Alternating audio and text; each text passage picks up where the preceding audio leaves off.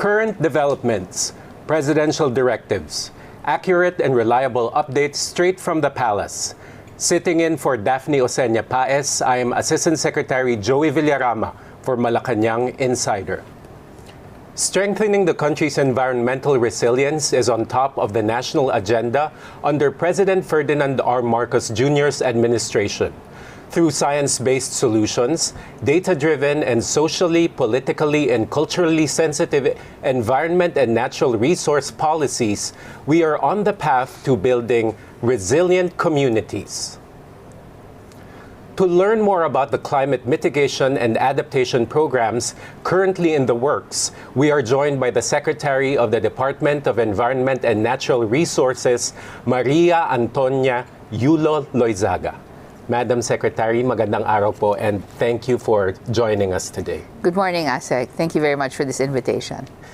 Ma'am, the media launch of the APMC DRR 2024 just happened. So can you please tell us more about that? I understand we have just over a month to go in terms of working days before that happens in October. So what are the key priorities and what can we expect from that? Thank you. So APMC DRR stands for Asia Pacific Ministerial Conference on Disaster Risk Reduction. It's a biennial conference, meaning it happens every 2 years. The last one was in Brisbane, Australia.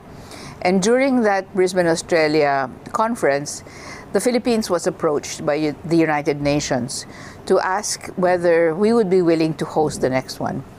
The reason for that was they wanted to cite the fact that while the Philippines experiences a number of hazards, the Philippines has also been a model for strategic engagement across sectors, also bringing in local governments in its decision support systems for disaster risk reduction, and in partnerships between different sectors in the country as well as bilateral and multilateral partners. So this conference actually focuses on three things: disaster risk financing, inclusion and inclusivity, so basically gender equality issues, people who are excluded from the formal economies, for example. And then the third would be localization, the recognition that in fact between rural and urban and natural environments, disaster risk takes different shapes and in fact has a different profile in each. Therefore, all our solutions need to be tailored to the different contexts that they are situated in. The Asia Pacific, as you know, is one of the most well, if not the most disaster-prone region in the world. It's acknowledged to be such, but we're also recognized as the strongest regional economy that is bound for growth all over the world. We also are home to more than 60% of the 8 billion population in the world. So the recognition here is that despite the enormous challenges of hazards that are occurring, we do have a way for us to bring down our exposure. We do have a way for us to bring down vulnerability and build capacity to become a resilient region. Who would have known po, Secretary, that yung ating worst experiences in terms of disasters and hazards would be a source of the best practices that we can share in the Asia Pacific region. So let's stick to Asia Pacific. Recently, the President of Singapore was here, yes, and there was an agreement signed in terms of, I understand, carbon credits. Can we expound on that further? So the President of Singapore was here, and among the number of agreements signed, one of which was also on healthcare workers, was this MOU, basically to work together on what they call Article 6 of the Paris Agreement, and that really is an agreement that allows for countries to work together to bring down their greenhouse gas emissions. One country would then be able to absorb or avoid those emissions, and the other country would be able to offset whatever it is producing against that particular country's inventory. So the Philippines, for example, we contribute less than 1%, of course, to the global greenhouse gas inventory. But we are a country that, of course, sees considerable challenges in terms of our own emissions, principally from energy, from transportation. We have agriculture and industry, but of course, solid waste is also a source. In Singapore, however, because they're a heavily industrialized country, they do have a higher amount of emissions, and therefore they seek to offset this somehow, as well as bring down their emissions actively. They would like to accelerate their compliance to what would be the targets to 2030 and 2050. And so they're seeking for cooperation with different countries who do have the capacity to absorb carbon. And one of those countries is actually the Philippines. So here, their interest is in voluntary cooperation between our two nations to see how we may both address our emissions reduction efforts by, in fact, looking at structuring a kind of carbon credit trading system in order for them to meet their targets, but also recognizing the need for the Philippines to bring down its own.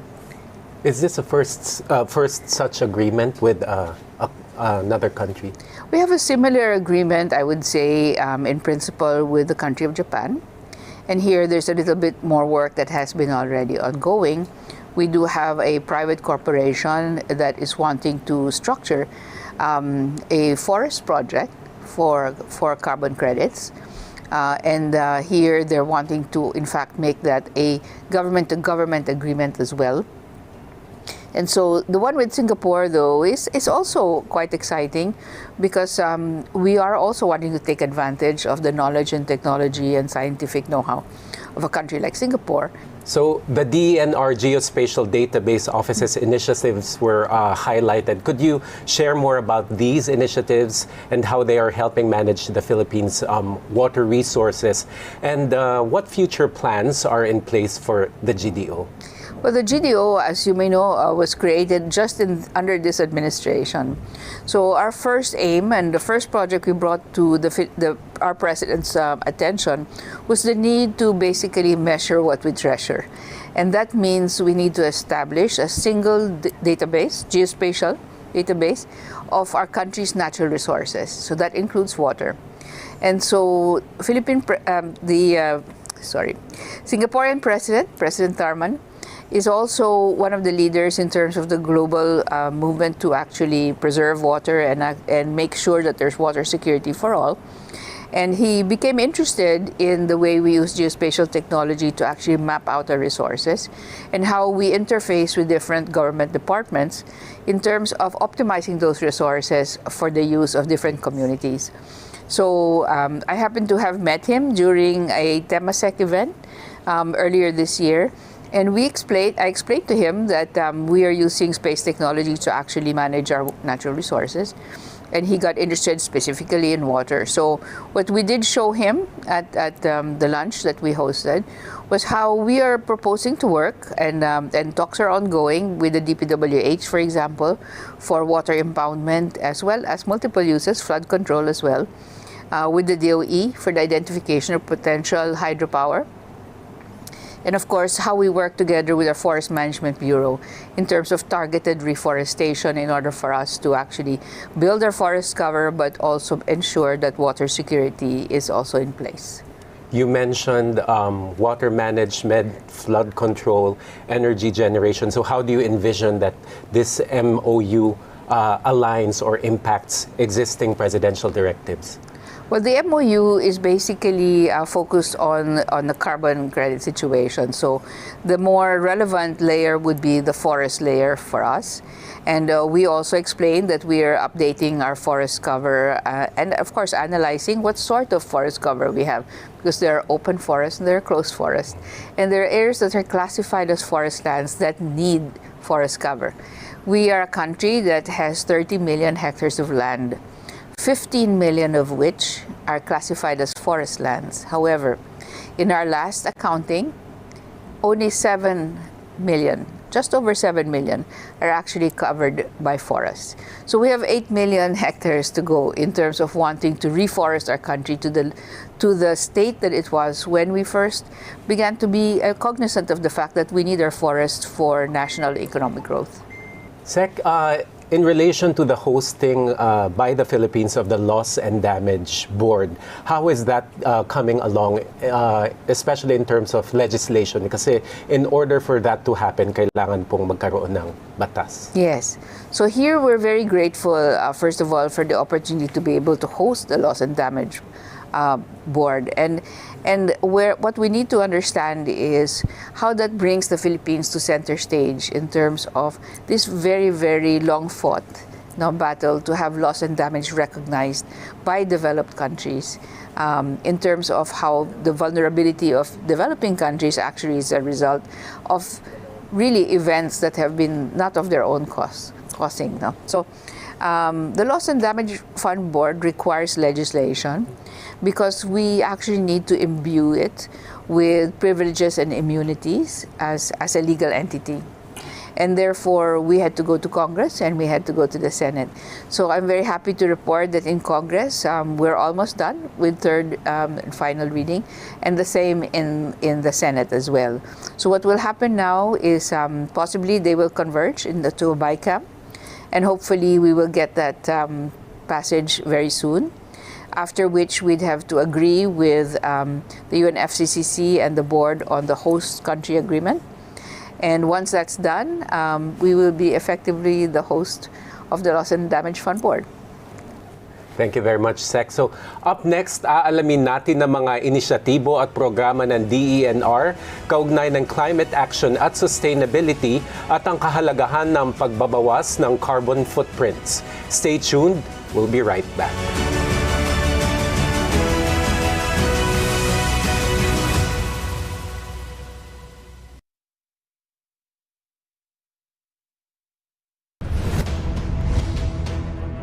Infrastructure and connectivity are really the developmental pillars of any country's tourism initiatives for it to be successful. We hope to be able to really change the tourism landscape as far as being able to elevate the competitiveness of the Philippines on hard infrastructure, to provide digitalization measures to our tourism offerings, to increase tourist safety and convenience, and of course, to ensure as well that in all of the efforts of government, our Filipino culture is always at the forefront. Ito ang In Person.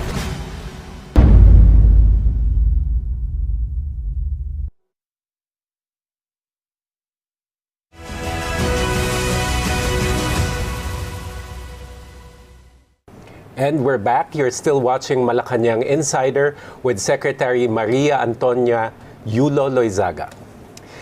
Climate-related risks demands a new approach. And can you tell us, Sec, about more strategies of the agencies, especially now with the effects of the upcoming La Nina phenomenon? Okay, the first thing I think maybe I'd like to share is that for the first time, the country has actually 3 documents that we are very proud of, if you will. No? The first one is we have, of course, our greenhouse gas inventory, which is currently being updated. The second document that we have now in terms of guiding policy is the Nationally Determined Contributions Implementation Plan. What is that? That's basically a plan that involves a framework and a data-based approach towards reducing our emissions by sector. In the NDC implementation plan, or the NDCIP, we take stock of which sectors are actually causing our emissions to happen. Principally in this country, it's the energy sector and of course transport and fuels. But we do have emissions from the agricultural sector, from industry, and from solid waste, as I said earlier. So in terms of strategies to bring down those emissions, or what we call climate mitigation, we actually need to address the way we use fuels, the way we actually plant rice, because a lot of that methane comes from the way we use wet and dry rice growing, and the way we manage solid waste, because methane comes from that as well. And of course, at the end of the day, industry and its consumption of energy and its use of materials would be also one of those principal contributors. So the NDCIP actually provides us with a framework and an estimate of what it would cost for us to actually move towards a low carbon future. The third document that we have is called the National Adaptation Plan. And what that also does is it looks at several hazards that are related to climate, among which you actually have mentioned La Nina and how that's enhanced or affected by climate change. It looks at sea level rise. It looks at intense rainfall. It looks at intense winds, for example. It looks at tropical cyclones and its impact on different sectors. It identifies what we need to do in terms of investment, whether it's in nature-based or structural solutions or social programs, in order for us to become more resilient to the impacts of climate change at this point. Taken together, these are a combination of strategies that we need to put forward in terms of interjecting in all the different mandates of the different government a climate resilience approach. That's actually happening now because we are climate tagging our investments now, and we're also working on what we call a convergence budget. Specifically, for example, in the area of water, we all know that the Philippines is not lacking in terms of supply. It just lacks supply sometimes where we need it most, or whenever we don't need it, there is an overabundance. So it's either flood or drought. And on occasion, we hit the sweet spot and we're able to supply, of course, the whole of NCR during the time of El Nino. Now that we're expecting La Nina, we need to expect that there will be more intense rains. And where that compounds our disaster risk is really where we need to focus our own attentions at this point, and in terms of our investments as well. One of them is in what we call climate resilient infrastructure. That need not just be physical in terms of the engineering. That can be a combination of what we call gray and green engineering. So we use both nature-based and the combination of those structural interventions in order to balance water supply where we need most, and also deliver it where presumably before there was no water to be had. One example, many of our island barangays do not have water. What are the solutions? We need to understand what rainfall they get, whether they have streams that are live. In that case, we need to provide filtration. Whether they have water or not also will determine whether desalination is the only option. But right now, we have many barangays all over the country that actually have to go by bangka every day, back and forth, and pay multiples of times what water would actually cost in order for them to have water to drink. So all of these, combined with the science and technology associated now with climate risk management, need to be part of our DNA in terms of a country as far as really managing disaster risk for our own Philippine development. Sec, we have been talking about climate resilience, reducing the carbon footprint, green technology. So I understand DENR has a banner program called the National Greening Program. Of course, this is a convergence initiative of DA, DAR, and DENR. So can you tell us more about that and how this will help in all what we have talked about? Well, NGP actually started in 2011, and it was supposed to be a 10-year program. So basically, NGP, as we know it, as the original conceptualization knew it, has already somehow wound down. However, there are what we call NGP sites, okay, that are still active, some of which are also called graduated sites, wherein the forest cover is still intact. These are all managed by people's organizations. Why this is important? Forests play a critical role in soil erosion control. They play a critical role in absorbing carbon. They also play a critical role in absorptive capacity of the soils in terms of recharging our aquifers. Where we need to take stock is where we should be actually targeting our reforestation efforts. And now look at scale. What do I mean? When we work with people's organizations, we are of course reliant on the capacity of these organizations to roll out these forest programs. Whereas when they first started, our hazard profile may have been somewhat different. Today, in terms of impact, we know climate risks are actually growing. And so what we need to do is to establish targeted geographically reforestation, but also in terms of scale, begin to think in what we're calling industrial scale. We need to be able to rapidly accelerate reforestation in this country in those critical areas wherein the functions that we actually derive from forests are most needed. And here, of course, flood control is one of them. Soil erosion, because siltation actually is also contributory to flooding. And of course, affects our agriculture practices as well. DENR and PhilSA launched a nationwide mangrove mapping initiative. Yes. How has this initiative And this collaborative effort contributed to our mangrove conservation. Okay. So I mentioned earlier that we had just over 7 million in terms of forest cover. Actually, it's about 7.2. And the 0.2 there is approximately our mangrove cover. As you know, the Philippines has 36,000 kilometers more or less of coastal areas. And we're looking at coastlines really as the first line of defense in terms of storm surge. But also they serve a function in terms of the way our fisheries actually are part of the livelihoods of our communities and of course part of our food security. And so the mangrove mapping that was done with PhilSA was a combination of citizen science because we had a lot of confirmation and documentation done by communities, by NGOs, by universities. We also had artificial intelligence in the interpretation of what was being sent by way of the imagery on the ground. And of course, satellite imagery that PhilSA has processed. Where this is going to help us is we need to actually identify where are those critical areas where mangroves are more resilient, what species are these, and how do they contribute to the local livelihoods of people and the local disaster risk reduction efforts as well. Where is something working and where are there gaps? In terms of mangroves themselves overall, we know there is need for infrastructure, for example, for ports, for different types of landings for our vessels, etc. We do need to make space for these natural barriers because at the end of the day, these are part of one single huge ecosystem. And when we envision the role of the DNR, we think about ridge, which is mountain, to reef, and to shelf actually. And so mangroves play an integral role in balancing those ecologies. And unless we can actually help to conserve them, we may lose, in fact, species. We may lose the food security that they actually supply, and we will lose the coastal protection that they actually provide to our communities in terms of times of extreme weather and storm surge.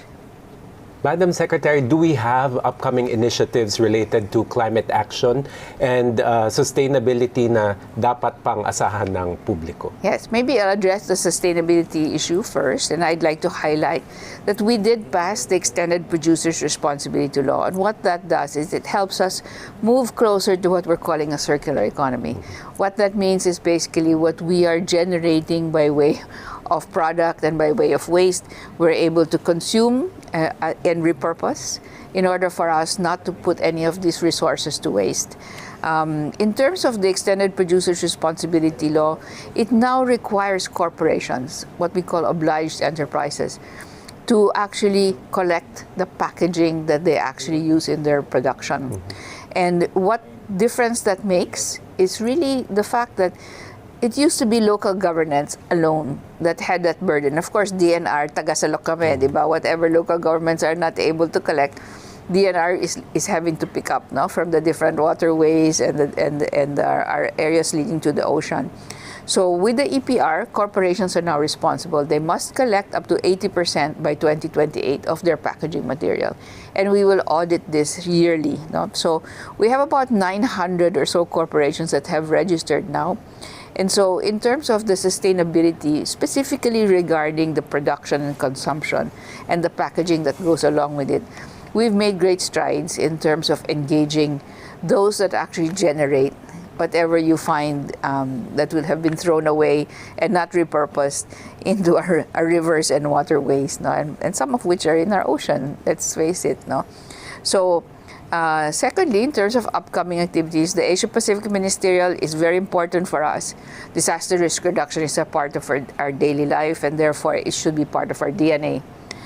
Resilience should be part of all of our government mandates and departments, and the President is very cognizant of that, and that's why he decided to actually accept the invitation to host the conference. Coming up, there is a convention on biodiversity, which also we are playing a very big role on. As you know, the Philippines is one of the most mega-diverse countries in the world. We have over 52,000 species, about half of which are not found anywhere else in the world.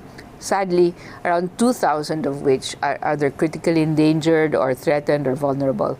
So we do have a responsibility to eliminate what we would call the possibility of extinction of these species, and therefore very pointed programs are necessary in order to protect the species that are critically endangered in the country. So CBD, what we call CBD, COP16, is another biennial conference that will be held this year in Colombia. Leading after that, there will be, of course, COP29 for the climate negotiations, and that will be in Baku, Azerbaijan. So we have this very important two conference of the parties. In between, in September, there will be the UN General Assembly. And the Philippines is once again, of course, also in a very important role here as a developing country that is on the way to achieving its SDGs. There is a particularly important treaty agreement which is also making its way through our legislature now, called the BB&J, or the High Seas Treaty. And the BB&J is basically biodiversity beyond national jurisdictions. We need to commit to actually protecting biodiversity in our oceans beyond our own national jurisdiction in order for the oceans to be enjoyed and profited from in some cases, but also for it to deliver the climate regulatory functions it actually delivers for the whole world. Oceans absorb most of the heat on the planet. And if we're not able to actually manage our climate change impacts, we will lose that biodiversity and the food chains, as well as everything else that depends on our oceans functioning well, will affect food security, energy security, and water security for all. Ang bigat pala ng mandate and responsibility talaga ng DENR, Madam Secretary. Kasi when people talk about DENR, they just tend to think conservation, environmental protection. But based on what we have discussed, it encompasses and affects even the smallest aspect of our daily lives. So thank you very much for all the work you have been doing and you will continue to do, Secretary Loyzaga. Thank you so much, Joe. Sustainability, stewardship, and resilience. Let us all think of ways to sustainably develop our country's natural resources. President Ferdinand R. Marcos Jr. has given emphasis on environmental resilience and the shared responsibility to care for our environment. This cannot be done by the government alone. It needs the help of every Filipino to mobilize our capacities and resources to preserve, conserve, and manage our environment. We bring you in-depth views of the latest issues and regular palace updates. Sitting in for Daphne Osenia Paez, this is Assistant Secretary Joey Villarama for Malacañang Insider. Have a good day.